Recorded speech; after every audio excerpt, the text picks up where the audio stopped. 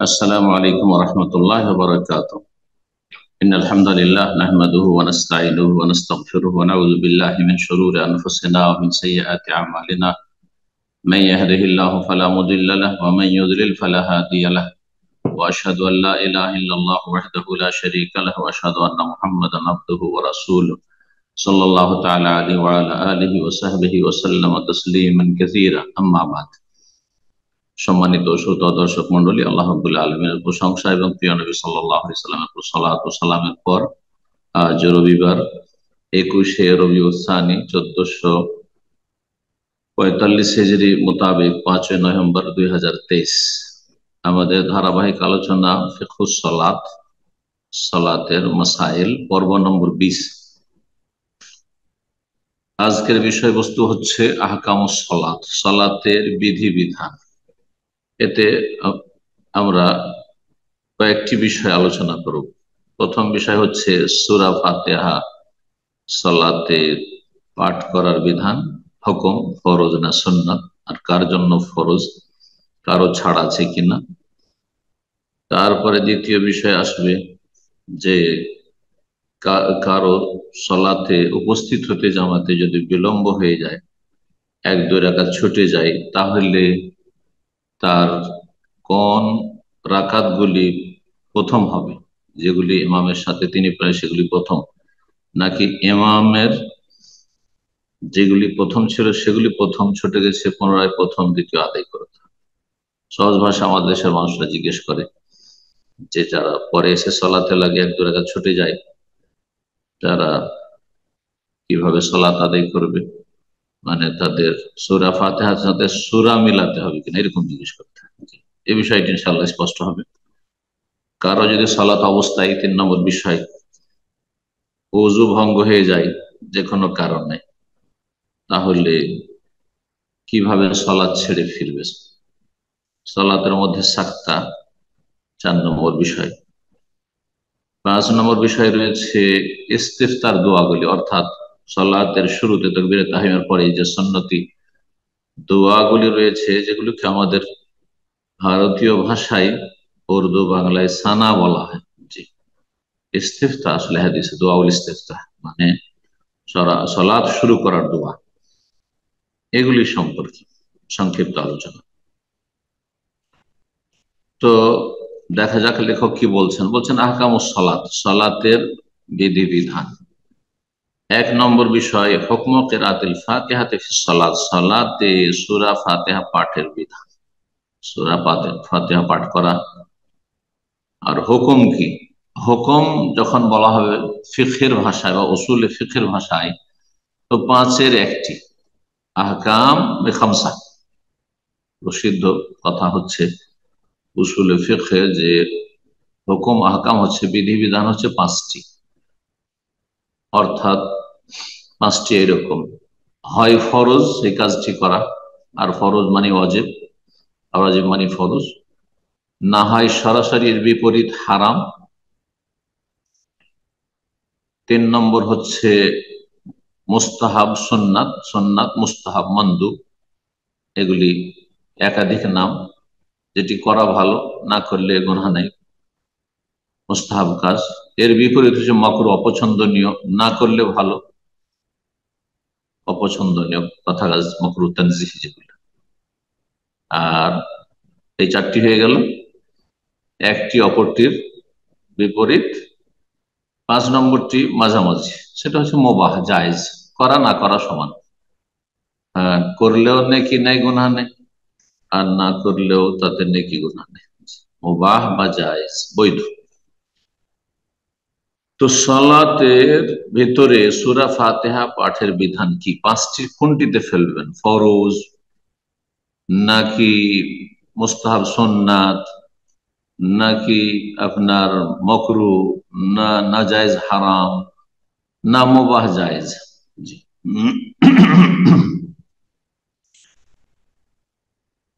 লেখক সংক্ষেপে বর্ণনা করেছেন, বলছেন তাজিবু কিরাআতুল ফাতিহাতি আলাল মুসাল্লি, মুসাল্লির উপর সূরা ফাতিহা পাঠ করা ওয়াজিব, ফরজ। আর মুসল্লি হচ্ছে 3 প্রকার: সাওয়াউন কানা ইমামান, সে মুসল্লি ইমাম হোক, আও মামুমান অথবা মুক্তাদি হোক, আও মুনফারিদান অথবা একাকী হোক। ইমামের জন্য ফরজ, মুক্তাদির জন্য ফরজ, একাকির জন্য একা একা সালাত আদায় করছে, ফরজ হোক আর সুন্নত নফল হোক, সূরা ফাতিহা পাঠ করা ফরজ। তারপরে সালাত মুসল্লি যেমন 3 রকম, তেমনি সালাত হচ্ছে 2 রকম তেলাওয়াতকে কেন্দ্র করে। সালাত সিররি মানে এমন সালাত, এমন নামাজ যাতে তেলাওয়াত মনে মনে করতে হয়, যেমন জোহর আসর সালাত গুলি, এশার তৃতীয় চতুর্থ, মাগরিবের তৃতীয়। জাহরি যেমন ফজরের 2 রাকাত সালাত, জাহরি এশার প্রথম 2 রাকাত, মাগরিবের প্রথম 2 রাকাত, এগুলি জাহরি উচ্চ স্বরে তেলাওয়াত। তারপরে সালাতের গুরুত্বের দিক থেকে সালাত 2 ভাগে বিভক্ত।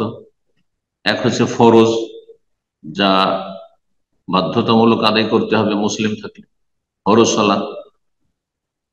আর আরেক হচ্ছে নফল, সুন্নাত নফল। লেখক বলছেন যে ইমাম হোক, মুক্তাদি হোক, একাকী হোক, সূরা ফাতিহা পড়া ফরজ। তারপর সাওয়াউন কানাতে সালাতু সিররিয়াতান ওয়া জাহরিয়া, সেই সালাতে তেলাওয়াত মনে মনে হোক, যেমন জোহর আসর, অথবা জোরে তেলাওয়াত হোক রাতের সালাত গুলিতে প্রথম 2 রাকাত, ফারজান আও নাফিলা, ফরজ হোক কিংবা নফল। আর 1 রাকাত 2 রাকাতে মাঝে মাঝে পড়ে নেওয়া যথেষ্ট নয়। ওয়াতাজিবু কিরাআতু ফি কুল্লি, প্রত্যেক রাকাতে সূরা ফাতিহা পড়া ফরজ। তাহলে 17 রাকাত দিনে রাতে ফরজ সালাত, তাতে সূরা ফাতিহা পড়া ফরজ। যদিও লেখক ইমাম আহমদ বিন হাম্বলের মাসলাককে বা মাযহাবকে প্রাধান্য দিয়েছেন, যে মতটি ইমাম আহমদ রাহিমাহুল্লাহ ছাড়াও অনেক আইম্মা মুহাদ্দিসিনদের মত, যেমন শেখুল ইসলাম ইবনে তাইমিয়া রাহিমাহুল্লাহর মত, সেটি হচ্ছে আল্লামা আলবানীর মত। অনেক উলামারা এই মতের অনুসারী। সেটা হচ্ছে যে এখানে ব্যতিক্রম হচ্ছে যদি ইমাম উচ্চস্বরে পড়ে, জাহরি কেরাত উচ্চস্বরে পড়ছে, তাহলে শুনে নেওয়াটি পড়ে নেওয়ার বিকল্প। উচ্চস্বরে ইমাম যখন পড়ে তখন মুক্তাদির জন্য, তাহলে একাকী সালাত আদায়কারী, একাকী মুসাল্লি একা একা নামাজ পড়ছেন, প্রত্যেক রাকাতে সর্ব অবস্থায় সূরা ফাতিহা পড়তে হবে। ইমাম হলে সূরা ফাতিহা পড়তেই হবে ফরজ। মুক্তাদির 2টো অবস্থা। মুক্তাদি যদি এমন রাকাতে থাকে যে রাকাত গুলিতে মনে মনে ইমাম পড়ছে, তাহলে তো শুনছে না, তাহলে চুপ কেন থাকবে? অবশ্যই পড়তে হবে। এটি হচ্ছে হাম্বলি মাযহাব, আর অনেক মুহাদ্দিসিন এতে রয়েছে, বরং জমহুর অধিকাংশ আইম্মায়ে কেরামদের মধ্যে। আর যখন শুনছে তখন শুনে নেওয়াটা পড়ে নেওয়ার বিকল্প। জি, এই মর্মে বেশ কিছু দলিল আছে। তো বলছেন তারপরে ওয়ালা ইউস্তাসনা মিন যালিক, এতে কোন রকম ব্যতিক্রম নেই। মানে যে বিধান বলা হলো যে সূরা ফাতিহা পড়তে হবে মুসল্লিকে, একাকী হইলো, মুক্তাদি হইলো আর ইমাম হইলো, উচ্চস্বরে হইলো আর মনে মনে হইলো, ফরজ হইলো, নফল হইলো, প্রত্যেক রাকাতে পড়তে হবে। ব্যতিক্রম 2 শ্রেণীর মানুষের জন্য। এক হচ্ছে ইল্লাল মাসবুক, যে পরে এসে লেগেছে, কিন্তু রুকুতে লেগেছে, রুকু পেয়েছে। ইযা আদরাকাল ইমাম রাকিয়ান, রুকু অবস্থায় ইমামকে পেয়ে যায়। মাসবুক কাকে বলে? যে পিছিয়ে গেছে। সাবেক যে এগিয়ে আছে, আর মাসবুক যে পিছিয়ে আছে। ইমাম আর বেশ কিছু মুসল্লি জামাত শুরু করে দিয়েছে, আর জামাত চলছে, সূরা ফাতিহা পড়া হয়ে গেল, রুকুতে চলে গেছে, অন্য সূরা পড়ার পরে রুকুতে চলে যাওয়ার পরে আসছে, আর রুকুতে লেগে যেতে পারলো একজন মানুষ, বাইরে থেকে আসছে। এই নয় যে মসজিদের শুরু থেকে তাকবীর তাহরিমা থেকে লেগে আছে আর সূরা ফাতিহা পড়বে না, এটা চলবে না। মাসবুক ব্যক্তির ক্ষেত্রে, যার আসতে বিলম্ব হয়ে গেছে, রুকু অবস্থায় পেয়েছে, সেই ব্যক্তির ক্ষেত্রে কিছু ছাড় আছে।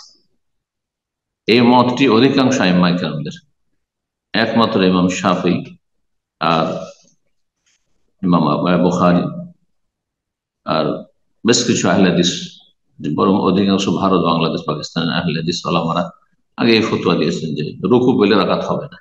কিন্তু সহিহ বুখারীর হাদিস রয়েছে আবু বকর রাদিয়াল্লাহু তাআলা আনহুর, আবু বকর রাদিয়াল্লাহু তাআলা আনহু বর্ণিত হাদিস রয়েছে যে তিনি একদিন মসজিদে আসলেন, নবী সাল্লাল্লাহু আলাইহি ওয়াসাল্লাম রুকু চলে গেছেন।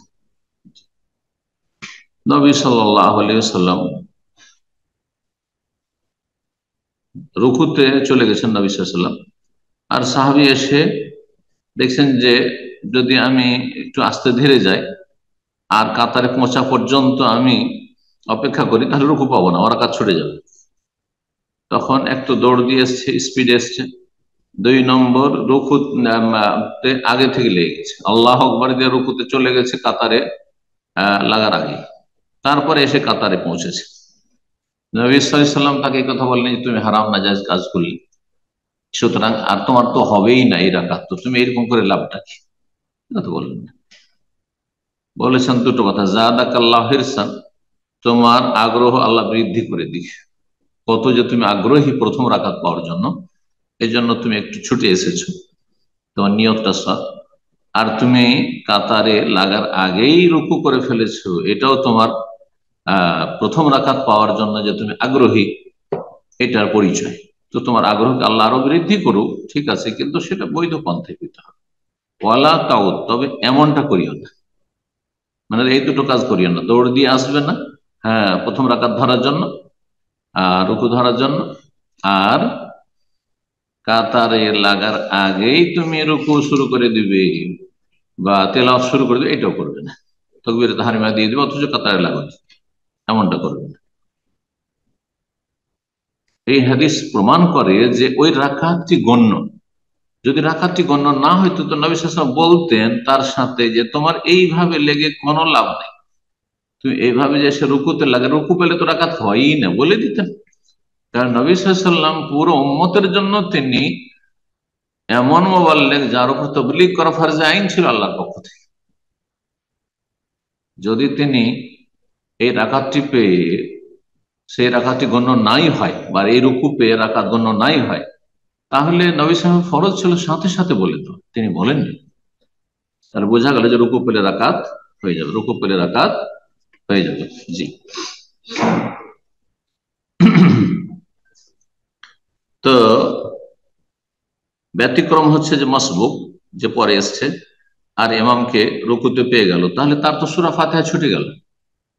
ইমাম ছুটলো, এই দুটো জিনিস ছুটলো বলে থাকে আহলে হাদিস ওলামারা বা ইমাম শাফি। ওলামারা এর জবাব বলেছেন যে কিয়াম ছোটেনি, কারণ রুকুটাও কিয়াম, দাঁড়িয়ে রুকু করতে হয়, যদিও ঝুঁকে সেটা, কিন্তু সূরা ফাতিহা ছুটেছে। সূরা ফাতিহার ক্ষেত্রে আল্লাহ মাসবুককে, যে পরে এসেছে, তাকে ছাড় দিয়েছেন যে রুকু পেয়েছো, চলো এক রাকাতের সিংহভাগটা পেয়ে গেছো, সুতরাং তোমার ওই রাকাত হয়ে গেছে। এটি অধিকাংশ আইম্মায়ে কেরামদের মধ্যে। এতে যদি কারো মনে শান্তি থাকে, যেমন আমাদের, যে আমি রুকু পেলে রাকাত পেয়ে গেল, সমস্ত আরো বলা আমরা, জি, তাহলে এইভাবে আমল করবে। কিন্তু আপনি যদি ওইসব আহলে হাদিস ওলামা অথবা ইমাম শাফি, ইমাম বুখারীর ফতোয়াতেই আপনি বিশ্বাসী হন যে না, আমি রুকু পেয়ে আমার রাকাত হলে আমার শান্তি হয় না বা আস্থা হয় না, তাহলে আপনি আপনার মতো করে আমল করুন, জায়েজ আছে। কিন্তু আপনি অন্য একটা বাতিল বলবেন না ইজতিহাদি মাসলায়, যেখানে দলিল রয়েছে। জি। সমন্বয় করতে হবে। আবু বকরের হাদিস যে রুকু পেলেন আর সেটা গণ্য করা হলো এই হাদিস, আর সূরা ফাতিহা ছাড়া সালাত হয় না, দুটো তো সমন্বয় করতে হবে। আপনি সূরা ফাতিহা ছাড়া সালাত হয় না এই হাদিসটা নেবেন, আর আবু বকর এই হাদিসটিকে আপনি প্রত্যাখ্যান করে দেবেন, তো এটি তো আসলে মুহাদ্দিসিনদের মানহাজ নয়। সমন্বয় করা যদি সম্ভব হয় তাহলে সমন্বয় অবশ্যই করতে হবে এবং দুটো আমল করতে হবে। বলছেন যে রুকু অবস্থায় ইমামকে পেল, পরে আসা ব্যক্তি ওয়ালাম ইয়াতামাক্কান মিন কিরাআতিল ফাতিহা, সূরা ফাতিহা পড়তে পারলো না, তার জন্য ছাড় আছে।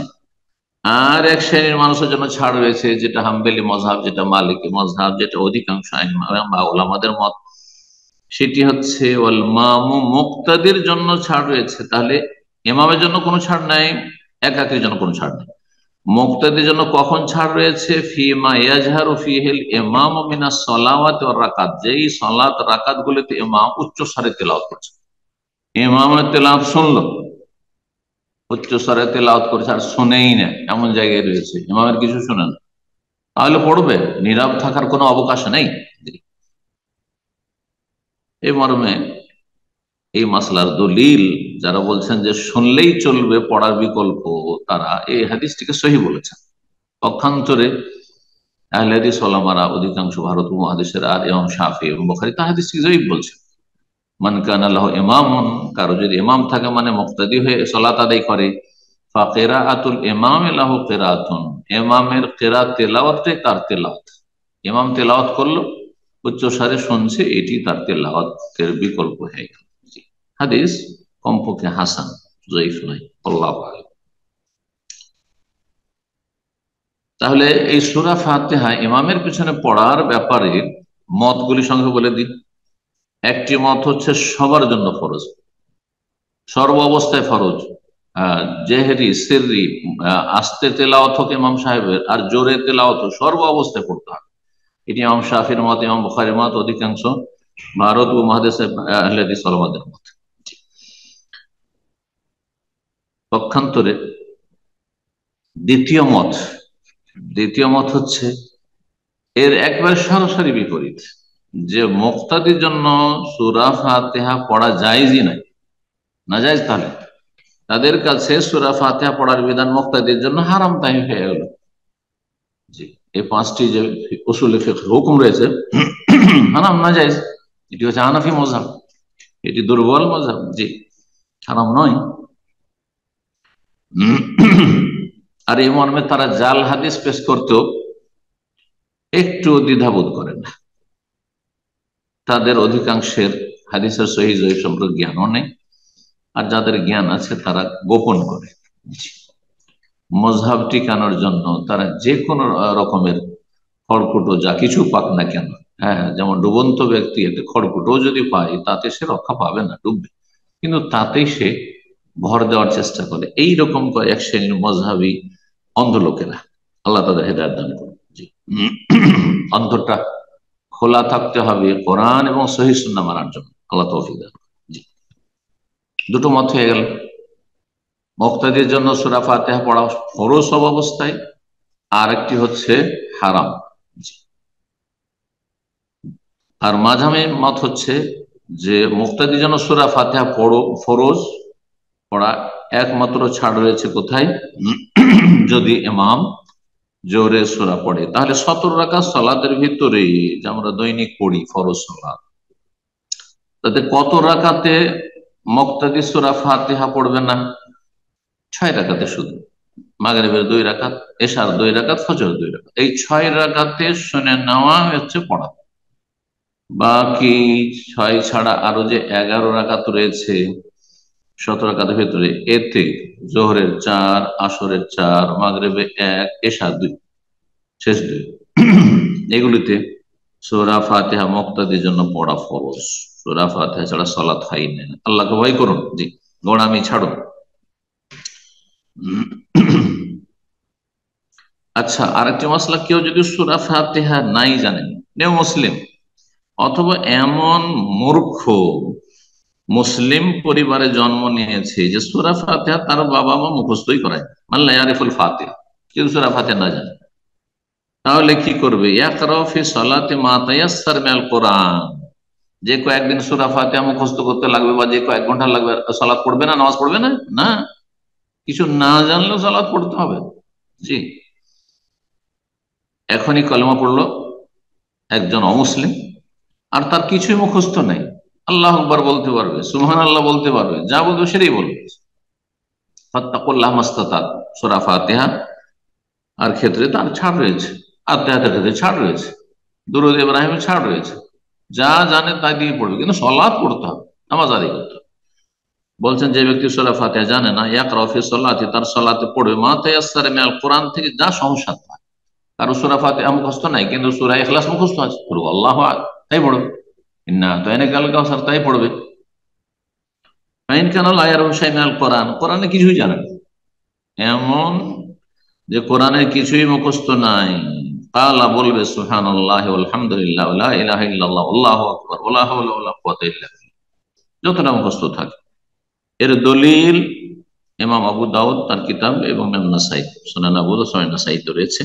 হাদিসটি হাসান, হাদিসটি হাসান। আবু দাউদে 832 নম্বর, নাসাইতে 924 নম্বর হাদিস। তারপরে বলছেন ইজাফাত আল মুসাল্লি আউয়াল সালাত, মুসল্লির যদি প্রথম রাকাত গুলি ছুটে যায়, প্রথম রাকাত দ্বিতীয় রাকাত ছুটে গেছে, আসলো পরে, ফামা আদরাকাহু মাল ইমাম, ইমামের সাথে যেই সালাত পেল, যে রাকাত গুলি হুয়া আউয়ালু সাজদা, তার প্রথম রাকাত। তাহলে ইমামের তৃতীয় চতুর্থ পেয়েছে, তাহলে প্রথম আর দ্বিতীয় হয়ে গেছে। যেগুলিতে সূরা ফাতিহার সাথে সূরা মিলাতে হয় ওগুলো হয়ে গেছে। তারপরে ইমামের সালাম ফেরার পরে যে কাজা করবে 2 রাকাত, তাতে তৃতীয় চতুর্থ যেহেতু তার, সুতরাং সে শুধু সূরা ফাতিহা পড়বে। এখন বুঝতে পারছেন সূরা ফাতিহা মিলাতে হবে না হবে না, যে প্রশ্ন অনেক বেশি এসে থাকে আমাদের কাছে, আমাদের বাংলা ভাষাভাষী ভাইদের পক্ষ থেকে, বন্ধুদের পক্ষ থেকে। বলছেন যে মুসল্লি যদি প্রথম রাকাত ছুটে যায়, ফামা আদরাকাহু মাল ইমামের সাথে যা পাবে সেটাই তার প্রথম সালাত, বাদাস সালাত ইউতিমু মা ফাতা, সালামের পরে যা কিছু তার ছুটে গেছে সেটা পূর্ণ করবে। 1 রাকাত ছুটেছে, 3 রাকাত পেয়েছে, তাহলে 1 রাকাত সেটি চতুর্থ রাকাত, শুধু সূরা ফাতিহা পড়বে। 3 রাকাত ছুটে, শুধু 1 রাকাত পেয়েছে, 3 রাকাত ছুটে গেছে, তাহলে উঠে 1 রাকাত পড়বে যাতে সূরা মিলাবে। আর তারপরে 2 হলো তখন তাশাহুদ পড়বে, আর 2 এর পরে তাশাহুদ রয়েছে, তারপরে 2 রাকাত পড়বে যাতে শুধু সূরা ফাতিহা পড়বে। আশা করি স্পষ্ট। মাসলা একটি বলছেন কাইফা ইয়ানসারিফু মান আহদাসা ফি সালাত, সালাত অবস্থায় যদি বেউজু হয়ে যায়, উযু নষ্ট হয়ে গেল, বায়ু নির্গত হয়ে গেল, বলছেন ইজা আহাদাস আসনা সালাতে, সালাত অবস্থায় যদি হাদাস হয়ে যায়, উযু ভঙ্গ হয়ে যায়, অতাযাক্কারা, অথবা তার উযু আসলে ছিলই না, প্রথমে মনেই আসেনি, সালাত শুরু করে দেওয়ার পরে 1 রাকাত 2 রাকাত পড়ে নিয়েছে, অথবা প্রথম দিকে রয়েছে স্মরণে আসো আন্নাহু আলা হাদাস, যে সে নাপাক অবস্থায় রয়েছে, ইন সারাফা বিকলবিহি ওয়া বাদানিহি, গোসল ফরজ হয়ে রয়েছে বা উযু নেই, তাহলে অন্তর দেহ দুটো সহ ফিরে যাবে, অর্থাৎ এই সালাত ক্যান্সেল, বাতিল। 3 রাকাত পেয়েছে ধরেন এই অবস্থায়, আর তারপরে ওযু নষ্ট হয়েছে 1 রাকাত। গতকালকে বাহরাইনে আমাদের এক ভাই প্রশ্ন করলেন, গতকালকে অথবা তার আগের দিনে, 3 দিনের প্রোগ্রাম, ওখানে একটি প্রোগ্রামে, যে আমার সালাত পুরোটাই পড়া হয়ে গেছে, শুধু সালাম ফেরা বাকি আছে, তাশাহুদে আছি, সেই অবস্থায় ওযু নষ্ট হয়ে গেল। আমি চলে গেলাম, দিয়ে উজু করে আসলাম, উজু করে আসার পরে আমি শুধু বসে গেলাম, আর বসে গিয়ে তাশাহুদ পড়ে অথবা একটু বসে গিয়ে দোয়া মাসুরা পড়ে সালাম ফিরিয়ে দিলাম। এইভাবে সে আসলে করে ফেলেছে। আমি বললাম এক্ষুনি নতুন করে আপনি পুনরায় আদায় করুন, কারণ উজু নষ্ট হয়ে গেলে আগের সলাৎগুলোর ওপর বুনিয়াদ রাখা, ভিত্তি স্থাপন করা যায় না, এটি হচ্ছে সঠিক মত। এর বিপরীত যে হানাফি মাযহাব ফতোয়া রয়েছে সেটি ভুল ফতোয়া, সেটি একটি জাল জয়ীফ হাদিসের উপর নির্ভরশীল। সুতরাং উযু যদি নষ্ট হয়ে যায় সালাতের শেষ দিকেও, আগের সালাতগুলি সবগুলি বাতিল, তার উপর বুনিয়াদ রাখা বা ভিত্তি স্থাপন করা যায় না। বলছেন যখন কারো উযু নষ্ট হয়ে যাবে অথবা উযু নেই এ কথা মনে আসলো, সে অন্তর শরীর সহ ফিরে যাবে সালাতে, মানে সালাত শেষ, সালাতে অন্তর থেকে ফিরে যাবে মানে নিয়ত থেকে সালাত, হ্যাঁ, বের করে দিবে যে আমি সালাতে নেই এখন, হ্যাঁ, সালাত ভঙ্গ করে দিবে, আর সশরীরে সে বাইরে যাবে, আর তারপরে উযু নবায়ন করবে। ওয়ালা হাজাতা ইউসাল্লিমা, সালাম ফিরতে হবে না। অনেকে করে কি, উযুটা নষ্ট হয়ে গেল তো ডান দিকে বাম দিকে সালাম ফিরেনি, অথবা আর একটা মাসলাই ভুল করে, এদিকে জামাত যখন শুরু হয়ে গেছে, জামাত শুরু হয়ে গেছে আর আমি সুন্নত পড়তে পারছি না, বা তাহিয়াতুল মসজিদ পড়তে পারছি না, তখন সাথে সাথে এমনিতে ছেড়ে দিতে হবে না। অনেকে এই ক্ষেত্রে ভুল করেন, আর ভুল যারা করেন তারা 2 রকম। একরকম আছে ওইদিকে জামাত হচ্ছে কিন্তু ফজরের সুন্নত ছাড়বে না, বা তাহিয়াতুল মসজিদ বা পড়ছে নফল ছাড়বে না, ওটা পুরা করবে তারপরে যাবে। যারা অন্ধ হানাফি তারা এরকম কাজ করে, আর যারা একটু হেদায়েত হয়েছে ওদের মধ্য থেকে বুঝতে শিখেছে, তারা আরেকটি ভুল করে, পুরোপুরি বুঝে না, যার ফলে ভাবছে সালাতটা তো আমাকে ছেড়ে দিতে হবে, কারণ আমি প্রথম দিকে আছি, এখন তো আমি পুরো কমপ্লিট করতে গেলে আমার তো প্রথম রাকাত ছুটে যাবে। তখন করে কি, সাথে সাথে এমনি ছেড়ে দেয় না, ডান দিকে সালাম ফিরে বাম দিকে সালাম ফিরে চট করে তারপরে প্রথম রাকাতেই হয়তো রুকুতে আছে অথবা রুকুতে উঠেছে বা এক রাকাত হয়েছে, সালাম ফিরে দিল না, না সেই সালাম ফিরে কোনো দলিল নেই, সালাম ফিরবেন না, জি, ছেড়ে দেবেন আপনি। ফালা সালাতে ইল্লাল মাকতুব, ফরজ সালাত ছাড়ানো কোনো সালাত নেই, সালাতটা আপনি বাতিল করুন। জি। মা আয়েশা রাদিয়াল্লাহু তাআলা আনহা থেকে বর্ণিত দরি নবী সাল্লাল্লাহু আলাইহি সাল্লাম বলেন, ইযা সাল্লা আহাদুকুম, তোমাদের কেউ যখন সালাত আদায় করবে, ফাহাদাসা, আর ওযু ভঙ্গ হয়ে যায়, ফালিয়ুমসিক আলা আনফিহি, তখন নাকটা একটু ধরে ফেলে, নাকটা একটু ধরে ফেলে, কারণ পেছন দিকে হয়তো অনেক কাতার লেগে আছে, মানুষ বুঝবে না, কিন্তু নাকটা ধরলে বলবে যে না, ভাববে যে না আপনি মাজুর, আপনার এখানে থাকা চলবে না, আপনাকে রাস্তা একটু হয়তো ক্লিয়ার করে দেবে, নমনীয় হবে আপনার ক্ষেত্রে, ধাক্কা খাবেন না হয়তো, নাকটা ধরে নেবে, এটা হচ্ছে ইঙ্গিত করা যে ভাই আমাকে বাইরে যেতেই হবে। সারেফ, আর তারপর সে ফিরে যাবে, ফিরে যাবে, সালাম ফেরা টেরা নয়, ফিরে যাবে, মানে মসজিদ থেকে বাইরে চলে যাবে, উজু করে আসবে, তারপরে জামাত পেলে পেলো, না হলে নতুন করে সালাত আদায় করবে। জামাত ফেলে জামাতে আমার সাথে যা পাবে তার বুনিয়াদ রাখে। হাদিস আবু দাউদে ইবনে মাজায় রয়েছে, হাদিসটি সহিহ। আবু দাউদের 1114 নম্বর হাদিস, ইবনে মাজায় 1222 নম্বর হাদিস। তো এই যে নাক ধরবে, এই ক্ষেত্রে হানাফি ফিকহে আমরা পড়েছিলাম যে নাক ধরবে যাতে করে মুসল্লিরা যারা দেখছে সালাতে লেগে আছে তারা বুঝে না নাক দিয়ে তারা হয়তো রক্ত পড়ছে, কিন্তু নাক দিয়ে রক্ত পড়লে উযু নষ্ট হয়নি, এটা হানাফি ফতোয়া, মাযহাবের ফতোয়া যে নাক দিয়ে রক্ত পড়লে বা শরীর থেকে রক্ত বের হলে উযু নষ্ট হয়ে যায়, বা উযু নষ্ট হলেই তো সালাত নষ্ট, না এর কোনো দলিল নেই। ওমর রাদিয়াল্লাহু তাআলা আনহু আহত অবস্থায় সালাত কমপ্লিট করেছে ফজরের, যখন তার উপর মজুসি, ইরানি মজুসি আক্রমণ করেছিল, আবু লুলু ফাইরুজ লানাহুল্লাহ। তো এগিয়ে যায়, আমরা বলছেন এখন আরেকটি মাসলা, আমি এই সংক্ষেপে যে প্রথমে বলেছি যে মাসলাগুলি, তাছাড়াও বেশ কিছু মাসাইল রয়েছে। বলছেন যে সুন্নত হচ্ছে সূরা তেলাওয়াতের ক্ষেত্রে সূরা ফাতিহার পরে যে আপনি প্রত্যেক রাকাতে গোটা একটি সূরা পড়বেন, নবী সাল্লাল্লাহু আলাইহি ওয়াসাল্লামের সুন্নাহ কিন্তু এটি, ইয়াকরাল মুসাল্লি সূরাতান কামিলা ফি কুল্লি রাকাত, প্রত্যেক রাকাতে এক একটি করে সূরা, বড় হোক আর ছোট হোক, এবার পড়েছেন নবী সাল্লাল্লাহু আলাইহি ওয়াসাল্লাম। তবে আপনার পেছনে মুক্তাদি থাকলে অবশ্যই খেয়াল রাখতে হবে যে আপনি তাদের জন্য যেন কষ্টের কারণ না হয়। ওয়াইয়াকরা সুওয়ার আলা তারতিবিল মুসহাফ, আর সুন্নত উত্তম হচ্ছে যে মুসহাফে উসমানী, উসমান রাদিয়াল্লাহু তাআলা যে কোরআনের বিন্যাস রয়েছে, সিরিয়াল রয়েছে, সেটা বহাল রাখবে, সেই অনুযায়ী তেলাওয়াত করবে, আগে পরের দিকের গুলো পড়ে নিল আর তারপরে আগের দিকে, এমনটা করবে না, এটি হচ্ছে উত্তম এবং এটি হচ্ছে সুন্নাহ। কিন্তু যদি আগে পরে করে জায়েজ না, জায়েজ নাই, হানাফি মাযহাব বলছে ওয়াজিব, জি, কিন্তু নবী সাল্লাল্লাহু আলাইহি সাল্লাম থেকে সহিহ হাদিস দ্বারা প্রমাণিত, তারপরে নবী সাল্লাল্লাহু আলাইহি সাল্লামের পক্ষ থেকে বিন্যাস নয়, এই বিন্যাস আল্লাহর পক্ষ থেকেও নয়, বরং এই বিন্যাস হচ্ছে ইজতিহাদি, এই বিন্যাস আবু বকর সিদ্দিক রাদিয়াল্লাহু আনহু আমলে ছিল না, এই তরতিব সিরিয়াল ওমর রাদিয়াল্লাহু আনহু জামানাতেও ছিল না। ওসমান রাদিয়াল্লাহু তাআলা যখন 5টি কোরআনে কারীমের কপি করলেন আর পুরো কোরআনকে একসাথে একত্রিত করে জমা করলেন, 5টি বড় বড় শহর সেই যুগের মুসলিম বিশ্বে, 5টি শহরে 5টি কপি পাঠিয়ে দিলেন। জি। তো তার তরতিব হচ্ছে এটি যে সূরা ফাতিহা দিয়ে শুরু আর সূরা নাসে গিয়ে শেষ। এর বিপরীত ছিল ইবনে মাসউদ রাদিয়াল্লাহু তাআলার মুসহাফ, ভিন্ন রকমের তরতিব ছিল। তাহলে সাহাবায়ে কেরাম ভিন্ন তরতিবে ভিন্ন বিন্যাসে কোরআন পাঠ করতেন, তাহলে বোঝা গেল যে এই কোরআনের বিন্যাস অনুযায়ী আপনি সূরা ফাতিহা পড়ে প্রথম রাকাতে আগের দিক থেকে, তারপরে পরের দিক থেকে আপনি আগে নাস পড়ে নিয়ে পরে ফালাক পড়বেন, এটা কিন্তু হানাফি ভাইরা নাজায়েজ মনে করেন। অথচ ইবনে মাসউদ রাদিয়াল্লাহু তাআলা মুসাফ আলাদা ছিল। তারপরে নবী সাল্লাল্লাহু আলাইহি সাল্লাম সূরা বাকারা পড়ে সূরা নিসা পড়েছেন, তারপর আলে ইমরান পড়েছেন। এটি হচ্ছে উত্তম সুন্নাত, গোটা সূরা পড়বেন এবং তরতিবের সাথে পড়বেন। ওয়াজুজু আন ইউকাসসিমা সূরা আলা রাকাতান, আর জায়েজ হচ্ছে যে একটি সূরা আপনি 2 রাকাতে পড়লেন, একটি সূরা 2 রাকাতে, সূরা দাহার 2 রাকাতে পড়লেন, সূরা সাজদা 2 রাকাতে, জায়েজ রয়েছে যে কোনো সূরা।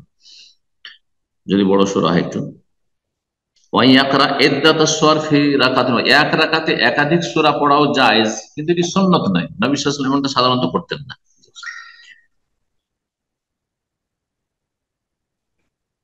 তারপরে বলছেন যে যেমন এক রাকাতে একাধিক সূরা পড়া জায়েজ, ঠিক তেমনি একটি সূরা দুই রাকাতে রিপিট করাও জায়েজ। এটাকে অনেকেই ভুল মনে করবে আর সুবহানাল্লাহ বলা শুরু করবে। হয়তো প্রথম রাকাতে যে সূরা পড়লেন, দ্বিতীয় রাকাতে সেই সূরা পড়লেন। নবী সাল্লাল্লাহু আলাইহি ওয়াসাল্লাম ফজরের সালাতে একদিন ইযা যুলজিলাতিল আরদু জিলজালাহা প্রথম রাকাত, দ্বিতীয় রাকাতে জিলজাল পড়েছেন। নবী সাল্লাল্লাহু আলাইহি সাল্লাম বা সাহাবায়ে কেরাম থেকে এমন কোন প্রমাণ নাই যে তিনি ভুলে গিয়ে পড়েছেন, তাহলে জায়েজ আছে। ওয়া ইউকাদ্দিমু সূরাতান আলা সূরা, এক সূরার আগে আরেক সূরা পড়বেন। আগে আপনি পড়ে নিলেন ফালাক আর তারপরে ইখলাস বা তারপরে সূরা যা নাসরুল্লাহ, জায়েজ। লাকিন লা ইউকসার মিন যালিক, লেখক বলছেন এটা খুব বেশি করবেন না, কারণ এতে মুসল্লিরা অনেক সময় বিব্রত হবে।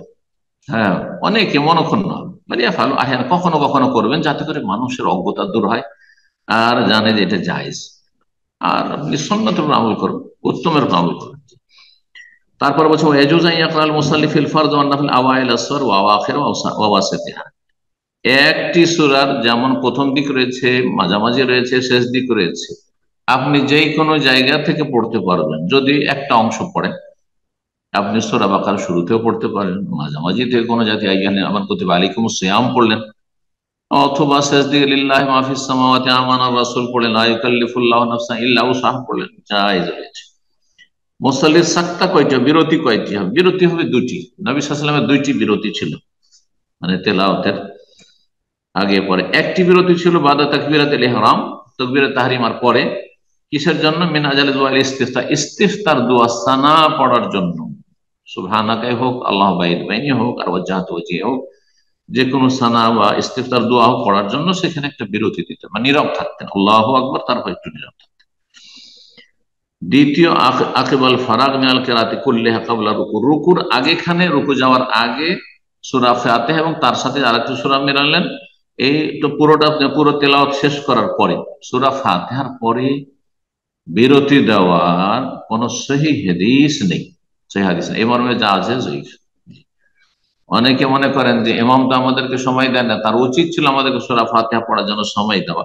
না, সময় দিতে হবে, এর কোন শক্তিশালী মজবুত দলিল নেই।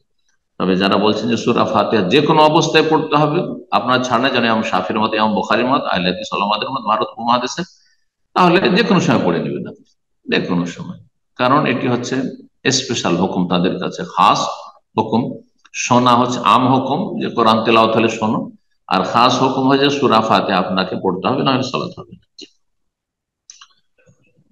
বলছেন যে সমস্ত তেলাওয়াত শেষ করার পরে রুকুর আগে এখানে কতক্ষণ থামবেন? আপনি ইস্তিফতার দোয়ার সময় যেমন শুরুতে তাকবীরে তাহরিমার পরে থামছেন, অতটা না। বেকাদরে মায়া তারা এলেইহি নাফসুহু নাফাসুহু, যতক্ষণ শ্বাস নেওয়ার জন্য। অনেক সময় শ্বাস ফুলে যায় তেলাওয়াত করতে গিয়ে, অনেকের শ্বাস ফুলতে লাগে, তো একটু শ্বাস নেওয়ার জন্য, বিরতি নেওয়ার জন্য সামান্য হয়তো 2, 4, 5 সেকেন্ড, 7 সেকেন্ড, 10 সেকেন্ড, এরকম। সর্বশেষ বিষয় বলছেন তারপরে আরেকটি বিষয় আছে, আদে আল ইস্তিফতা সালাসাতু আনওয়া। ইস্তিফতার যে দোয়াগুলি রয়েছে, সানার দোয়াগুলি 3 ভাগে বিভক্ত। এক রকমের হচ্ছে লেখকের মতে আল্লাহ সবচেয়ে উচ্চ হচ্ছে বা উত্তম হচ্ছে মা কানা সানান আলাল্লাহ, যাতে আল্লাহর গুণগান রয়েছে। আল্লাহর গুণগান রয়েছে সুবহানাকে, অথচ সেটা বুখারীতে নেই, মুসলিমে নেই, সুনানে আবু দাউদ, অন্যান্য সুনান কিতাবে রয়েছে সুবহানাকা আল্লাহুম্মা ওয়া বিহামদিকা ওয়া তাবারাকা ইসমুকা ওয়া তাআলা জাদ্দুকা ওয়া লা ইলাহা গায়রুকা। এই সানাটি হানাফি মাযহাবে প্রাধান্য দেওয়া হয়েছে, এবং বরং তারা তো বলছে অন্যান্য সানাগুলি ফরজে চলবে না, এটা ভুল ফতোয়া। হাম্বলীরাও এই সানাটিকে প্রাধান্য দিয়ে থাকে, জন্য তাড়াতাড়ি তারা তাকবীরে তাহরিমার পরেই একটু থেমে ওই সুবহানাকা পড়ে আর তারপরে সূরা ফাতিহা পড়া শুরু করে। তারা এটিকে প্রাধান্য দিয়েছে, এটিকেও লেখক বলছেন জি, হাম্বলী মাযহাবের উপর ভিত্তি করে। কিন্তু আহলে হাদিস ওলামারা বলছেন যে সহিহ বুখারীতে যেটি, সেটির সনদ বেশি সহিহ, সেজন্য আল্লাহ বাইদ মানে পড়া বেশি। ইমাম শাফি বলছেন যে ইন্নী ওয়াজহাতু ওয়াজহি লিল্লাযী, তাতে আল্লাহর তৌহিদের এবং ইখলাসের ঘোষণা রয়েছে, তো সেটা বেশি উত্তম। তো এই বিষয়টাও ইখতিলাফ রয়েছে। দুই নম্বরে বলছেন লেখো ইয়ালিহ মা কানা খাবারাম মিনাল আবদি আন ইবাদাতিল, আল্লাহর ইবাদত সম্পর্কে বান্দা যেখানে সংবাদ দিচ্ছে বা স্বীকৃতি দান করছে, ইন্নী ওয়াজহাতু ওয়াজহিয়া লিল্লাযী ফাতারাস সামাওয়াতি ওয়াল আরদা হানিফা ওয়া মা আনা মিনাল মুশরিকিন, তাওহীদের ঘোষণা করছে, ইখলাসের ঘোষণা করছে, এটি হচ্ছে দুই নম্বরে। যেমন ওয়াজহাতু ওয়াজহিয়া, সুম্মা কানা মা কানা দুআ মিনাল আবদি, বান্দা আল্লাহর কাছে কিছু চাইছে, এটা তিন নম্বর স্তর। যেমন আল্লাহ বাইত, লেখক বলছেন সর্বশেষ মাসলা বলছেন ইয়াহরুমু তাখিরু সলাতিল মাফরুজ আন ওয়াক্তিহা, সলাতের ওয়াক্ত শুরু হওয়ার পরে বেশি বিলম্ব করা এটা জায়েজ নয়, হারাম। 10 মিনিট, 15 মিনিট, আধা ঘন্টা, 1 ঘন্টা কোনো অসুবিধা নেই, কিন্তু জোহরের সলাদকে আপনি 2টো 2:30টায় পড়ছেন, হ্যাঁ 1:30টায় পড়ছেন অকারণে, না, এটা জায়েজ নয়। আসরের সলাদকে সূর্য ডুবার আধা ঘন্টা আগে পড়ছেন, যেমন বিদআতপন্থী।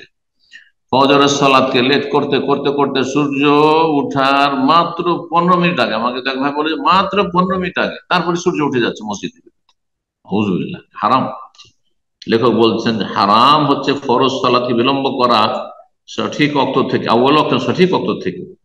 উত্তম অক্ত মানে একবারে সবচেয়ে উত্তম হচ্ছে আউয়াল অক্ত, অধিকাংশ সালাতের একমত এশার ক্ষেত্রে।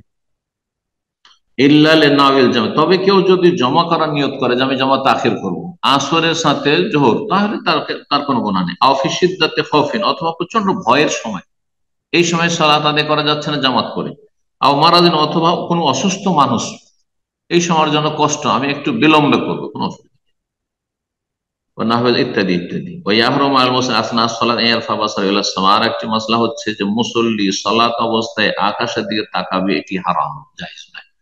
কঠোর নিষেধাজ্ঞা রয়েছে মর্মে, এবং শাসানের কথা রয়েছে। সুতরাং সালাত অবস্থায় আকাশের দিকে তাকানো মোটেই জায়েজ নয়। হ্যাঁ, দোয়ার অবস্থায় জায়েজ রয়েছে, দোয়ার অবস্থায় সুন্নত নাই, তবে জায়েজ রয়েছে। কেউ যদি আকাশের দিকে তাকিয়ে দোয়া করে আল্লাহর কাছে, জায়েজ। আল্লাহ তাআলা আলাম। সাল্লাল্লাহু আলাইহি ওয়া সাল্লাম মুহাম্মদ ওয়া আলা আলিহি ওয়া সাহবিহি আজমাইন।